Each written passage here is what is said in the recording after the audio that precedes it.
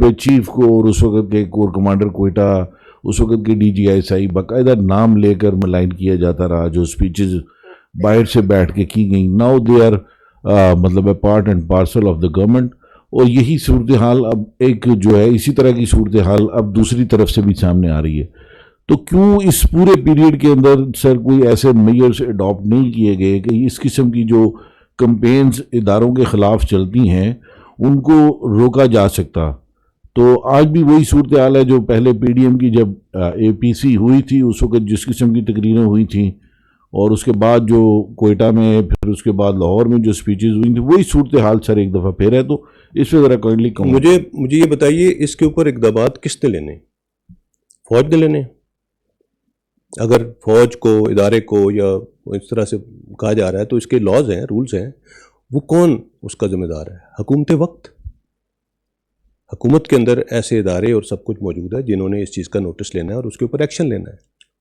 سو انہیں ایکشن میں آنا چاہیے.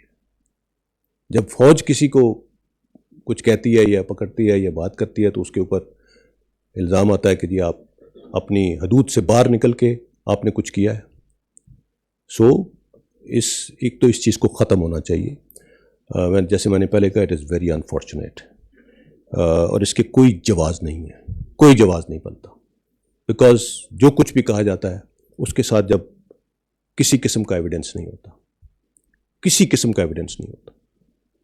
جیسے میں نے ابھی کہا کہ اگر آج بھی جو کچھ ہے کسی کے پاس کوئی ایویڈنس ہے تو سامنے لے آئے کہ اگر کوئی کہہ رہا ہے کہ اس میں کسی نے مداخلت کی ہے یا کچھ کیا ہے.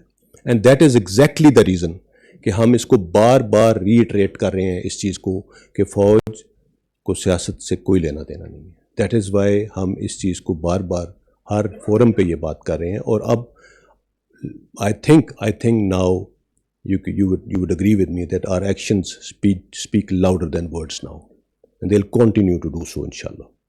وسیم عباسی جی، وسیم عباسی کا موضوع نیوز. جیسا جس طرح کہ آپ نے بتایا کہ جو